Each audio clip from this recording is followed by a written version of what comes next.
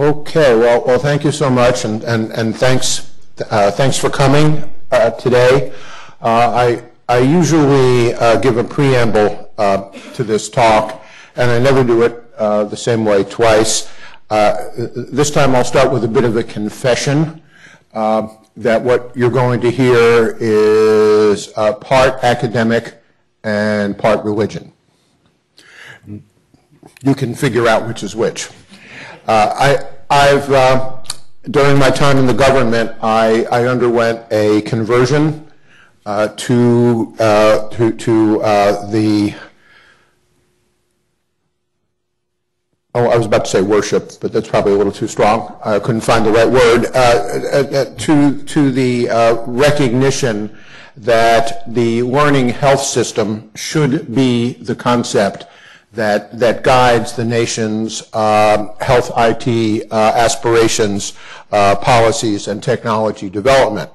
I came to this conclusion in 2009, and fortunately I was able to convince the national coordinator for health IT at the time, David Blumenthal, that this actually was a good idea, and David's support was very helpful in getting started. Many things that have subsequently happened. I will preview something that I'm going to say later, and that is that if I'm sure all of you read this from cover to cover, but in the nation's health IT interoperability roadmap issued by the ONC in 2014, it was the case that the learning health system was articulated as the pinnacle goal of this interoperability effort. So maybe this religion is a little bit infectious. What really is exciting to me is the magnetism that this concept of the learning health system seems to have. I believe it's an idea that attracts people and gets their thinking going in very productive directions. So that sort of ends my never twice the same preamble. We'll now move into the main part of the talk, which really has three parts to it. One is focused on visions of the learning health system. What is this thing? This word is being bandied about quite frequently and often dramatically in the world today. How many of you, before you walked into this room or saw the title of my talk, had encountered this concept of a learning health system? Okay, most of you have. We'll see if what you heard about it and what you knew about it is the same as what I'm going to present. I will then turn to an informatics perspective on the learning health system and relate the learning health system to the concept of infrastructure, which is very much an informatical concept. And then I will share with you 8 channels of progress that I believe come together to make a case that the nation is moving toward the realization of a learning health system, maybe in the only way that it can be done. And I'll elaborate about that a bit more later. So what is a learning health system, or what do I think it is? Well, you'll find many ornate definitions, but I actually think we can start with one that's very simple, that a health system at any level of scale becomes a learning system or a learning health system when it acquires the capacity to, and these are two very important words, continuously and routinely study and improve itself. That's sort of the basic idea. I will also add that the origin of the name learning health system goes to a publication of the Institute of Medicine in 2007, and they have subsequently published a whole series of books and monographs called the Learning Health System Series that are all downloadable in PDF form from the IOM, now NAM, National Academy of Medicine website. There have been many things written about the learning health system, many of them more recently appearing in important journals. One of the most important pieces that I've come across was by Arnie Milstein, who made the point in a New England Journal commentary that one of the 3 absolutely necessary steps, in his opinion, to reduce the GDP footprint safely of U.S. healthcare is to adopt the concept of the learning health system. And then down at the bottom of the slide, you will see an anthem that many people who believe in the learning health system like to use to characterize what it is. It's an effort to reduce the latency that has been widely documented to be about 17 years between the discovery of new biomedical knowledge and its widespread application in practice by whole units of time order of magnitude, from 17 years to 17 months to 17 weeks to 17 days, and maybe in the case of a public health emergency to 17 hours in a situation where acting correctly in hours may make a difference in terms of human lives. You know this slide. I won't dwell on it, but there are a lot of reasons why we need a learning health system. The key point I want to make here, and it's been made by many others, and I claim no originality about it, is that our health system has a system problem, and because we have a system problem, we need a system solution, and the bullets on the bottom of the slide characterize much of what has been frequently cited about why we have a system problem. The point being here primarily that we need a system solution. So I'm now going to present you three views of what a learning health system is, and I've found over time that to convey an understanding of this somewhat elusive concept, it's really useful to present this idea from several perspectives. And the first one is what I call a checklist view. And what I mean by a checklist view is if you were asked to walk into a health system, a hospital, a regional system, or whatever, and assay that system as to whether it meets the criteria of being a learning health system, and you had your checklist on your clipboard, here are at least 5 items I think would be on your checklist.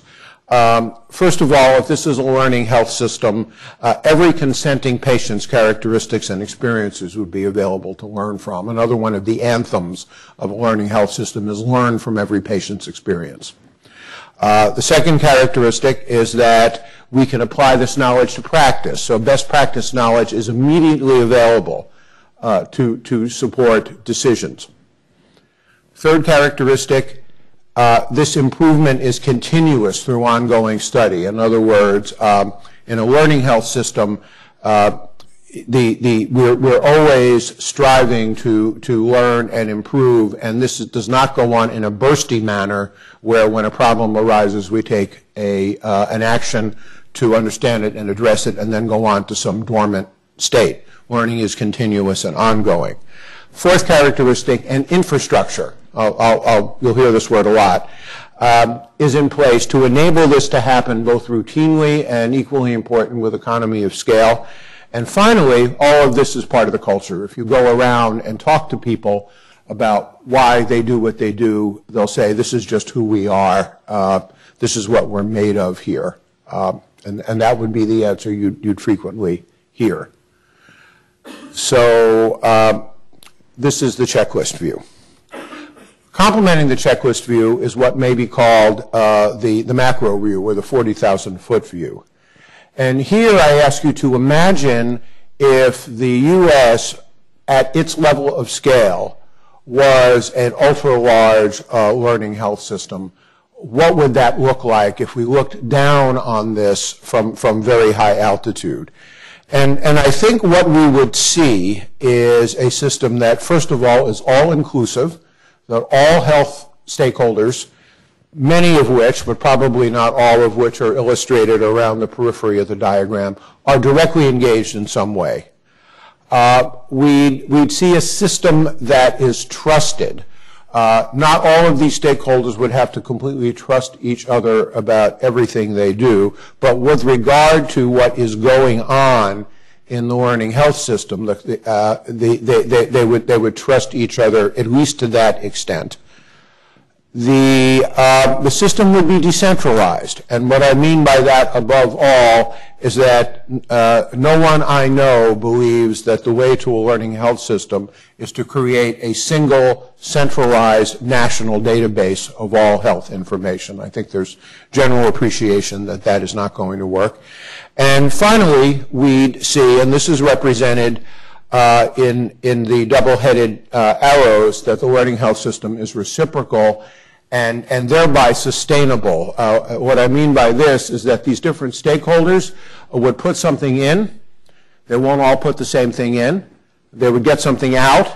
They would not all get the same thing out. But for each of these stakeholder groups, the value of what they get out must exceed the cost of what they put in. Otherwise, the system will not be sustainable. So this is a very macro view of the learning health system.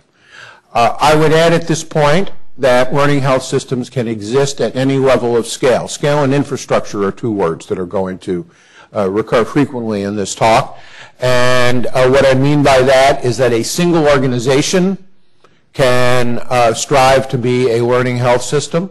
A network can form, such as is happening with the PCORI CDRNs, to function together as a learning health system. Learning health systems can be defined along jurisdictional lines, so you can have a learning health state, as we have a project very much with this in mind underway in Michigan. We could have a learning health system for the country, and there are even those who have envisioned a global learning health system being put in place someday. Another point I would want to add is that people use the word learning health care system to describe something similar to what I'm talking about, and I think that underscopes what is possible and what the potential is here. The learning health care system has many use cases besides those related to the improvement of health care. And one could argue, and you'll see this as the description of an infrastructure unfolds, one can argue that in addition to the pursuit of best and safer care at lower cost, which is the goal of a learning health care system, the same infrastructure that enables a learning health system can enhance public health, can empower consumers. They will have access to information about patients like them and what their health experiences have been. This is information of a kind that, to the best of my knowledge, consumers do not, certainly not routinely, but probably not at all, have access to now. And a learning health system, as we are seeing with some of the PCORI work, can also be used to streamline and increase the efficiency of research. So I would encourage you to think about it as a learning health system that can do all of these things potentially, as opposed to a learning health care system, which is just focused, as important as that is, on health care improvement. So the third view of the learning health system is what I call the view from the ground. And this is how the learning health system actually learns and causes things to improve. And the best way I have found to describe how a learning health system learns is to use the metaphor and actually the reality of a virtuous cycle whereby a community forms around a problem of interest to that community. They make a decision to implement a learning cycle that would enable eventually the improvement of care or whatever the key issue is with regard to this problem of interest. And the learning cycle begins with what we will call in a moment an afferent side, which involves the assembly of relevant data. What data are assembled is what the community decides are important on this first iteration. Then the data are analyzed and the results are interpreted, which actually maps to this gap in the cycle here. This is where the community kind of calls a timeout and looks at what the analytics have yielded and basically decides whether anything has been learned. If nothing has been learned, the process short circuits and you would go back and assemble more data. But if something has been learned, that learning will be used to generate tailored messages to decision makers who are part of this community, who will then take action or not. Sometimes they will and sometimes they won't, and sometimes they will partially in response to these messages, which will change the state of the system and drive the next cycle of operation of this learning process. And the theory and practice of this is such that improvement will occur, sometimes gradually, sometimes rapidly, over time through successive iterations of this cycle. I've introduced the two terms, or at least one of the two terms, referring to the two sides of the cycle. You can think of the blue side of the cycle as the afferent side. This maps pretty well to what the NIH refers to as big data to knowledge. Sometimes it's not big data. It depends on the problem, how big the data need to be. And then the red side you can think of as the efferent side, which can also be thought of as K to P, knowledge to practice, as you come back and complete the loop. And you can think of learning and improvement then resulting from a combination of these two sides of a complete cycle, big data to knowledge, and then knowledge to practice. I'll return to this point in a moment. So to do a simple example of a virtuous cycle, you could think about a community coming together around the well-documented problem of reducing falls in nursing homes. This community could be all the nursing homes owned by one corporate entity, all the nursing homes in a state, all the nursing homes in the country, that the community is what the community is. And they would come together and make a decision to study and improve regarding the problem of interest. They would begin by assembling data. What do we do now to present falls, and what results do we have in each nursing home? The analytics would simplistically perhaps draw some inferences regarding what practices are associated with lower fall rates. The community would then come together and try to determine whether these results are credible, whether we've learned enough to give some advice or send some messages to the members of the community.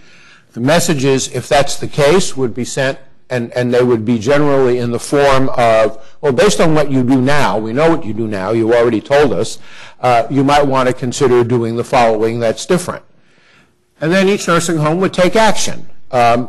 Some of them would change in exactly the way that is recommended, because this is human life, and these are organizations, and people do what people do, and they use their own judgment and experience. Others would partially comply with the advice. Some might even say, you know, thank you for the advice. This caused us to think about our own situation, and we've decided to do something completely different, but we were motivated by the advice you sent us. That would change the state of the system. We'd then assemble the data again, starting the second iteration of the loop. We would measure the fall rate again, so we would know whether, as a result of the first cycle, anything improved, and repeat the process. So continuing this focus on the micro view of how the learning health system actually learns through these learning loops, I can make a couple of observations which I think are very important given the current spirit of the times, particularly in the NIH. I'd like to suggest to you that the LHS is a bigger concept than big data. It kind of embraces big data, but I would argue that big data, as it is commonly thought of, addresses the blue side of the cycle only.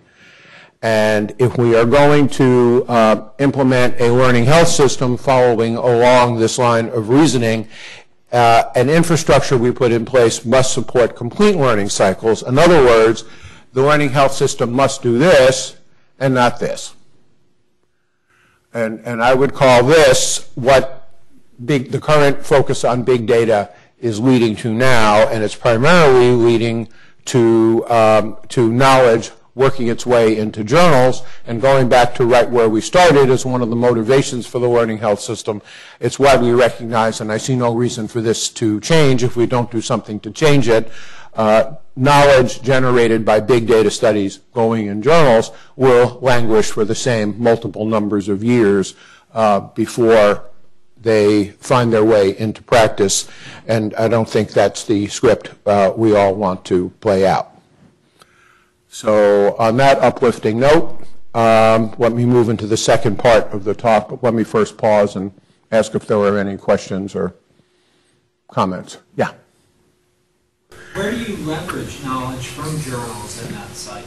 Because, for example, a physician will rely hopefully on evidence-based guidelines or clinical trials to guide their care.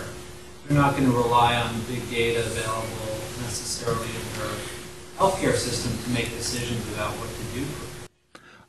Well, one way you can leverage knowledge from journals is I think when the community comes together here at the early start of the loop, you have to make a decision about what data you're going to collect to initiate the cycle. Well, you can consult a Ouija board. You can, which I wouldn't recommend, although I've recommended that for other problems, but not this one. You can consult your own experience, which I think would be a good idea. But you can also go to journals and look at the literature that's been published. So this is not an anti-academic approach by any means. I think a knowledge that is published in journals and available in textbooks and available in other places can actually inform the whole loop. Yes. I think part of the benefit of that sort of journal offshoot is it forces you to apply a certain amount of rigor to the analysis of your work that you might not necessarily do if you're just doing maybe sort of QI work or something like that. So is the idea that you still have that level of rigor in terms of your analysis, but it's just within this process as opposed to the academic process, or that there is still an academic outlet for that work? There is no implication here that you would lower one iota the level of rigor you apply to your analytics here, just because you're doing this in a problem-focused context. That in no way implies that you're going to cut corners or diminish your rigor. It just seems self-evident that if you want to learn as much as possible and have confidence in what you've learned, you will want to be as rigorous as possible. Okay, thanks for those questions. So, infrastructure. So my point here is that while virtuous cycles enable learning, they don't create a learning health system. And I think to help us think about infrastructure, one way to think about the general concept is let's look at a problem of, for example, the problem New York City faced when Manhattan and Brooklyn merged, and they had to get a lot of people across a river every day to function as one city. So if you want to get 350,000 people across a river every day, one way to do it would be to build a rowboat for everybody and give everybody their own rowboat. How many of you would do it that way? No, of course you wouldn't. You build a bridge. I should have put the Brooklyn Bridge in there, but that's all right. This is a prettier bridge. So that's the general principle of infrastructure. Now, I use this simplistic example of the boats and the bridges because in health, we seem to be hell-bent on building everybody a boat rather than building a bridge, and we don't take the advantage that we could of building infrastructures which serve the same purpose that bridges do in this analogous situation. So if you project this on the LHS situation, what is the infrastructure challenge? So what we've got, if we begin to build a learning health system, what we'll end up with is a lot of learning loops, each addressing a different problem, but following pretty much the same process. What we need is an efficient large-scale system, which when you go to 40,000 feet would look a little bit like what I showed you before. And I want to propose to you that we need to get there in 2 stages. And it's going to take us a while, but I think I can describe to you a way to get through it. The first is to build a single socio-technical platform that would support the operation of multiple simultaneous learning cycles. So we diagrammed this as shown here. The platform is the ring, and these different learning cycles, there could be an arbitrary number of them, sit on top of this platform and are supported by it.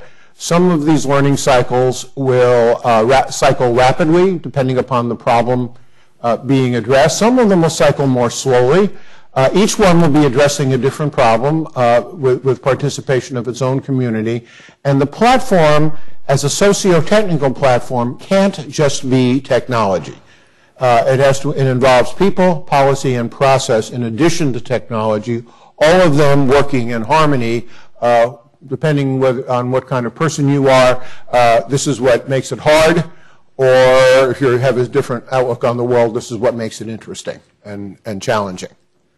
So the benefits of having a platform are that, again, back to the rowboat idea, without a platform, every cycle requires its own infrastructure, its own agreements, its own technology, its own staffing, its own analytics, dissemination mechanisms, and there's absolutely no economy of scale.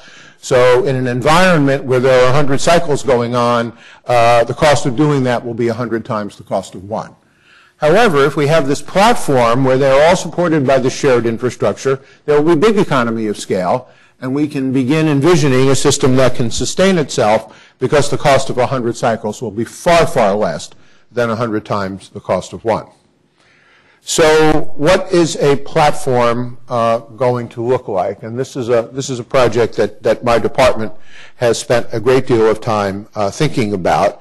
And I'm not going to go into this in great detail, but we have thought about a platform as those services or mechanisms which are necessary to support each activity in a complete learning cycle, and each of those engineers so that it can interoperate or work with the other services. So without the arrows to show the interconnection, this diagram shows the components of the platform that then need to be in place to support complete cycles. One way to think about what a complete platform is to simplistically say, well, we'll have all the services required to support complete learning cycles.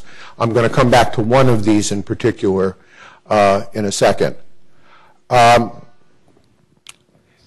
Just in anticipation of what I see as stage 2, I want to make a very important point about learning health systems that I've thought about quite a bit and I actually think is correct. That learning health systems have a fractal property to them. That basically, no matter which level of scale they exist at, the services that are required in the platform to support them are pretty much the same. And in principle, each of these services that I described in the previous diagram could be scaled up and down so that pretty much we could support learning health systems existing at different levels of scale with fundamentally the same set of platform components, with the scale of the platform, the scope of the platform matching the scale of the system. So a learning health system existing as a network of institutions would need a platform that spans all of those institutions. A learning health state would need a statewide platform. But the basic shape and function of those platforms will be essentially the same. And this leads to a vision for stage 2 of how we could scale up to a national system and ultimately to a global system by interconnecting the infrastructure platforms in much the same way that the internet grew as a system of systems. My view of how this could happen is far murkier. It's probably the murkiest thing in my own mind that I'm going to describe to you today. But intuitively, this notion is very appealing. And if one analogizes this to how the internet was built, there is some reason to believe that this could work, provided that all of these different platforms share the same set of minimum standards of operation that they can, in a manner analogous to TCP/IP, work together following the model of the internet. I'm not sure this is going to happen in exactly this way, but we can capitalize on the fractal property to think about how it might happen. So to conclude this piece of the talk on infrastructure, I want to call out one particular aspect of the platform that I think is very, very important, and it's actually where work in my department is finding a great emphasis. We are very interested in, because we see it as the bridge between the afferent and efferent sides of the learning health system, how to create technology and policy for making knowledge persistent and shareable. And to do this, we have actually embarked on a project to develop what we're calling a digital library of learning. It's a container to contain and enable the curation and management of the knowledge produced by a learning health system. That knowledge has to live somewhere, and if we're going to drive complete learning loops, that knowledge has to exist in an actionable form and needs a place to live that is fundamentally different from the passive form in which it would exist in a journal. Such a digital library would support documentation of the knowledge through a rich metadata environment. It would make possible curation and versioning. You know, think libraries. This is what libraries do. And it would make possible access to the knowledge with the access under the control of the community that is governing the learning cycle that is generating the knowledge in the first place. And as I mentioned, the knowledge needs to be in computable form, and you can think of different kinds of knowledge in computable form that a learning health system might generate and the forms it might take. Equations and calculators, algorithms, Bayesian networks, rule sets, computable guidelines. All of this are being examples of computable knowledge. We are working with a concept called digital knowledge objects, which comes out of the work of the digital library community. We're building a first version of this library using the Fedora Commons architecture, which is in widespread use in the digital library community. And the basic component of this digital library will be these digital knowledge objects, which consist of a payload and a metadata wrapper. I'd be happy to talk about this some more if time allows. So this brings me to the third component of this talk, which is my belief that we are making progress toward an LHS at various levels, and there are 8 channels of progress that I'd like to describe to you. Words, data, so-called learning islands, the emergence of data federations and networks, funding, a grassroots movement, global initiatives, and an emerging science. I'm going to make the point that these together and progress in each of them are combining into something that is perhaps greater than the sum of its parts. So how do we think about words? Well, words are words, but words are important. Victor Zhao, now the CEO of the National Academy of Medicine, when he was at Duke, also writing in the New England Journal, wrote that academic health centers, like the one you work in and the one I work in, should strive to become learning health systems. So there is another voice, another set of words to join the words that have already been spoken and cited. And then I also mentioned the ONC's 10-year pinnacle goal of a learning health system. So a learning health system as a goal is now baked into federal policy. Still words, but some words are very, very important. There is no question that this nation is on a pathway to ubiquitous documentation of healthcare in digital form. This is some data from ONC. What's important here are the slopes of the lines that shows, I think by now, the inexorable path of this country toward a digital health system, at least in the sense of care being documented digitally. There's a long way to go. There's a wide gap between digital documentation and a digital truly digital health system, but this is a necessary and important step. We have examples of learning health systems that can be beacons for all of us to look at. I would argue that probably Kaiser Permanente is the best example in this country of an organization that has used the principles that I've just presented to improve the quality of care and lower the cost of providing that care. Other examples I would cite are Intermountain Healthcare, Geisinger, and the Mayo Clinic, probably less so than Kaiser as a group. But these are learning islands. These are learning health systems that exist at the scale of very, very large organizations. The benefits accrue almost exclusively to their own patients, and the manner in which they have become learning health systems is completely idiosyncratic. That's not a criticism, it's just the way it happened. It has evolved out of the way those institutions do what they do and choices they have made about how to approach becoming a learning organization. It is still important that they exist as examples of what's possible. We're also seeing, complementary to this, interorganizational data federations and networks. You're all familiar with PCORI. You may not be familiar with the FAR Institute in England or the Transform Project in the European Union. The Cancer Research Network, the ASCO Cancer Link Project are all examples of interorganizational networks that are forming usually around one disease or a circumscribed set of diseases. I think you can see how these are complementary to the learning islands, which consist of one organization and tends to focus on all of the diseases and all of the patients that those organizations serve.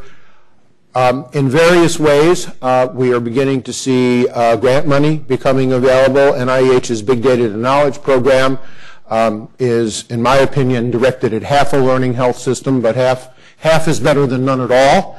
PCORI certainly has supported movement in this direction. 4 of PCORI's CDRNs have the word learning in their titles, even though the word learning does not appear once in the funding opportunity announcement from PCORI. So that represents a perception by the applicants themselves that the PCORI effort really relates in profound ways to a learning health system.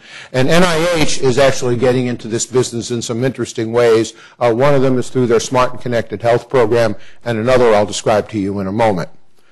A grassroots movement formed out of a national summit on the learning health system that I had the privilege to convene in May of 2012. There were 70 organizations there, and this meeting was designed as a consensus conference to see if we could reach a consensus on the core values that underlie a learning health system. And in fact, that conference was successful in coming to consensus, and what we did after that conference is take those core values and offer the organizations that attended, and subsequently organizations that did not participate, the opportunity to endorse these core values and basically as a statement of belief and alignment with the goals of the learning health system and what it stands for as expressed by those 10 core values. What also resulted from this effort is what we're calling a learning health community, which consists of the endorsing organizations and somewhat more informally, but perhaps no less powerfully, about 2,500 people who are now on a mailing list, which we call the Learning Health Community mailing list. These are all people who have expressed interest in the learning health system concept at some time or other.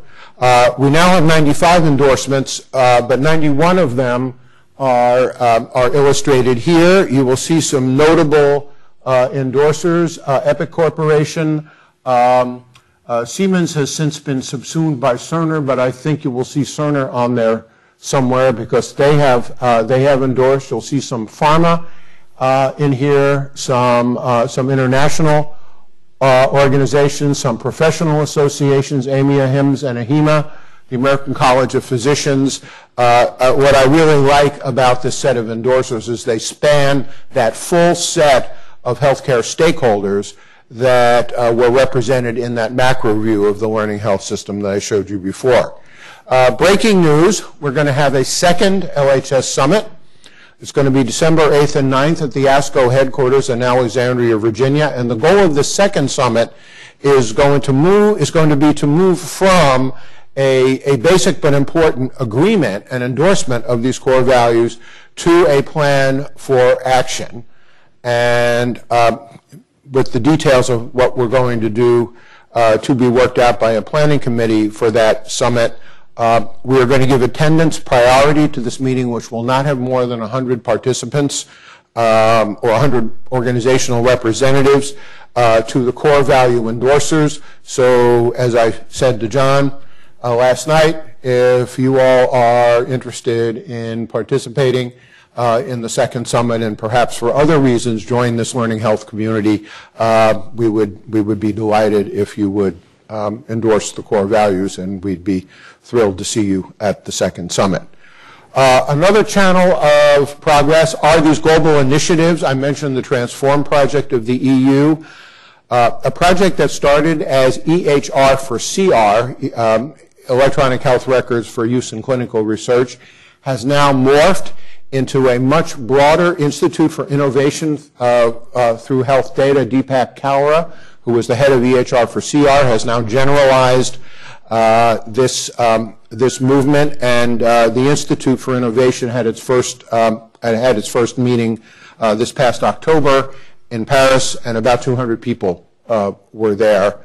There was an LHS in Europe meeting, as I mentioned, in Brussels. The UK has started an entity called the FAR Institute, which is moving in the direction of learning health system development. And in Asia, there is an emerging collaboration between Taiwan and Japan around the learning health system concept. So there is global activity as well.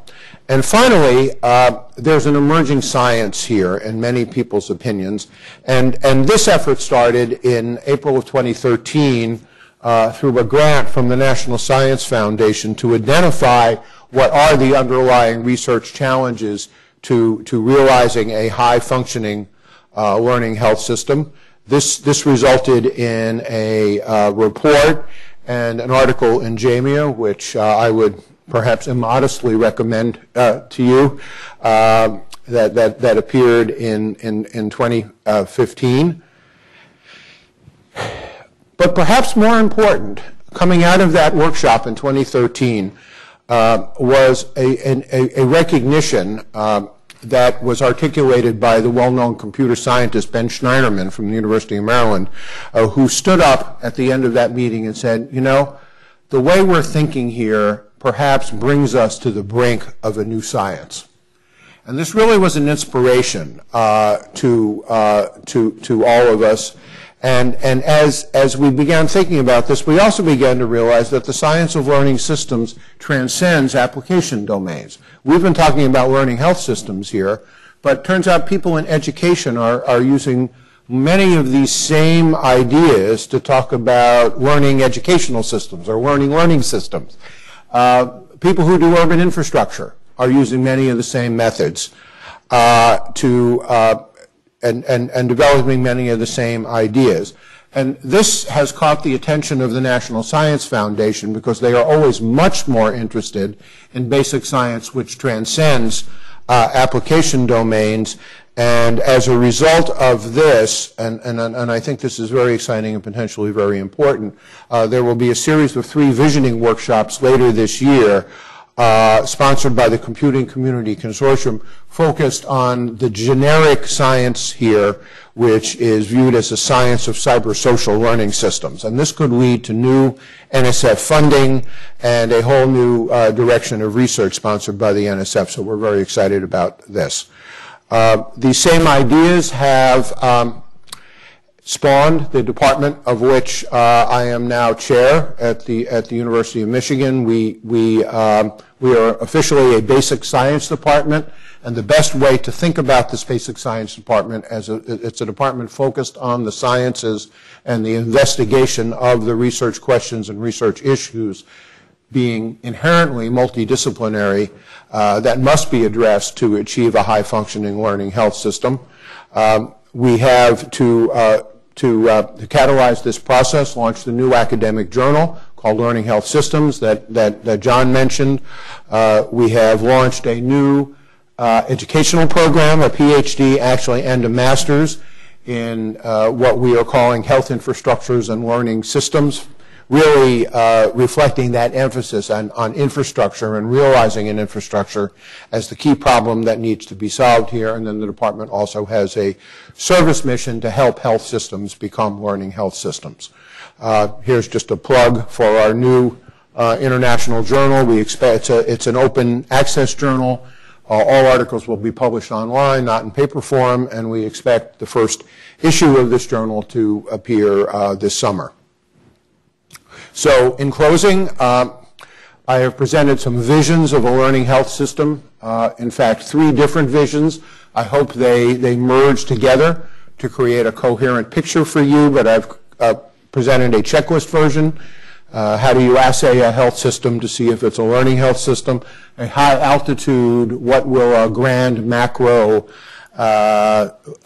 perhaps national scale learning health system need to look like, and what features will it need to have to be effective and sustainable, and then a view on the ground, how learning health systems actually learn by implementing these complete learning cycles, and how this must be more than just a BD to K exercise. You must have a K2P efferent arm to complement that. We talked about the LHS and the importance of health infrastructure to it, and the need for a socio-technical platform, both as a way to realize economy to scale and as a mechanism potentially by taking advantage of this fractal property to scale ultimately up to national scale, and perhaps in a way that analogous to the way the internet evolved. And finally, we talked about progress toward an LHS that I described as occurring along 8 channels where I think I can represent in a credible way significant progress is being made. So thank you. I hope I've left some time for questions, and any questions or comments you have would be greatly appreciated.